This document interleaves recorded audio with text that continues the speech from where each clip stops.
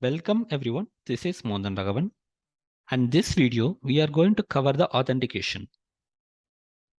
In Playwright, we have the different kind of authentication so that we can reduce the authentication time, not by using the login screen, by using the username and password. Before going to the Playwright authentication, we will understand how we do the authentication in a normal way. Let's consider any application. In our case, we are going to use the source demo. General authentication uses the username and password you login. After login, your login state will be preserved in your browser. Based on the developer, it can be a cookies, it can be a session settings. How do you see that? Just right click on your application and go to the inspect. You might find the different tabs called elements, console, and so on. In the same level, you can find the application. In application, the storage will be at the local storage, session storage, cookies, and so on. In one of these, your login state will be preserved. Then in consequence screens, let's say, for example, I'm just going to the different screens. Let's say I'm going to add to cart, going to the cart, and I'm using the same user. That means that your login state has been used here as well. Just to prove that, I'm just going to clear the cache. Let's say Control Shift Delete. You will be deleting all the browsing data. Now again, you come to the same page and refresh. Now you will be asked for the username and password again. Why? Because your information, your login state has been deleted. So that's the reason we again need to authenticate ourselves.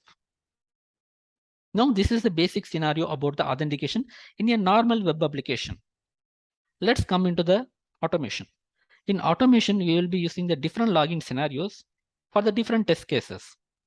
Every time we used to log in one more time, just going to the same screen using the username and password, again we will log in. In a small scale, you may find that it will be very less time or it can be very low.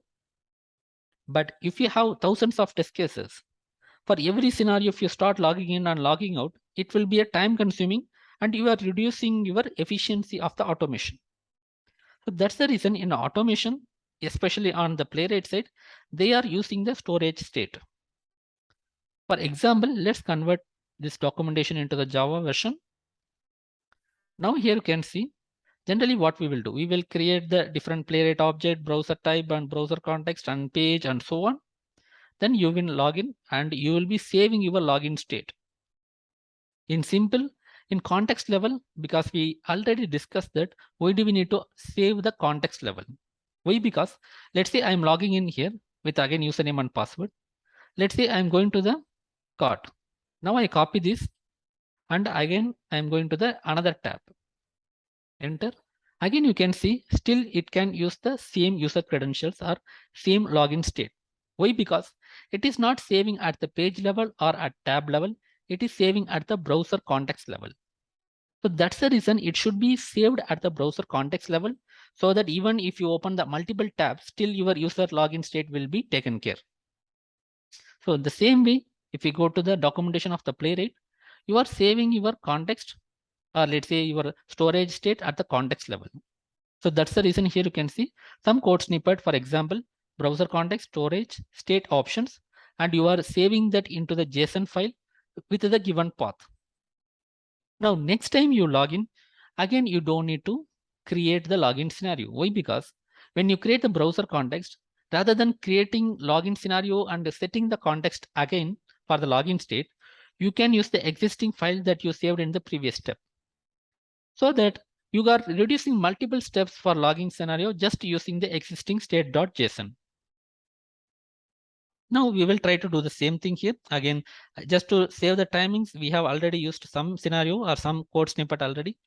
The first one you are already aware of that. It is simple like you are creating the Playwright and you are creating the browser and you are just creating the context. Now in this scenario, it is a first scenario. We have not logged in and we have not created the state.json. In simple, we have not created the storage state.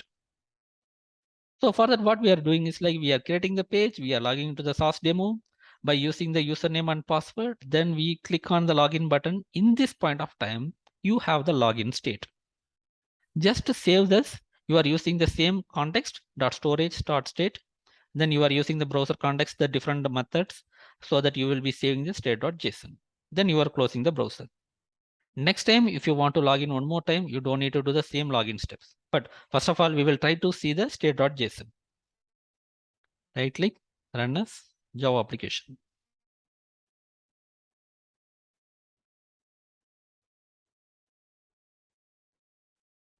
Here you can see it was very fast. However, we have logged in and we created the state.json. Just go to your project, right click and refresh. Here you can see state.json. Now, if I try to open the state.json, here you can see, before that, I will just format this. And here you can see the different values. Again, I will not go through this one. Why? Because it depends on the different developer and application. It may vary, but simply it saves the login state. For some application, it can be very simple version. For some application, it can be very complex, so that we don't need to go through that. Simply, we are saving the login state in our state.json. That's all. Now, by using this one, I'm going to log in next time. So in this time, I'm not going to use the source demo. I'm not going to use the username field and password field, clicking option, nothing. Directly, I'm going to just go to the different URL, which means that generally if you log in, let's say I'm logged in, right? I can directly go to the card.html. It again shows the data. Why? Because already my login scenario has been done and my state has been preserved. Let's say I'm going to delete everything, the login state, Control-Shift-Delete and delete everything. Now again, you refresh the page, you will not able to into the particular page card.html. Why? Because your login state has been deleted. So coming to our scenario, now since I have saved that my login state into the state.json, even though I deleted from the browser, I can use it from my state.json. So I'm using the state.json. Now I'm directly going to the invented.html. Let's try this before using this automation. Enter, and here you can see it is still asking for the username and password.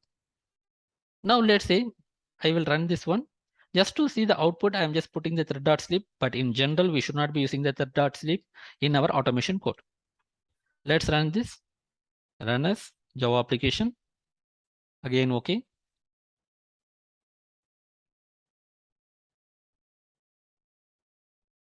Here you can see directly we went to the inventory.html. We did not log in. We did not pass any username and password for this scenario. Again, I am going to the card.html. Here also, I did not use any, let's say the login credentials or let's say other information. So this is the way we can use our state.json so that we don't need to log in for every scenario. By seeing this example, you may find this is very simple, or let's say it will not save much time. If you go to the larger scale or if you go to the higher level of framework design, so this scenario or this way of authentication will be helpful too much, because here we are not only doing the UI testing, we are getting the most benefit out of the Playwright as well. So this is all about the authentication in Playwright. So thanks for watching and have a great day.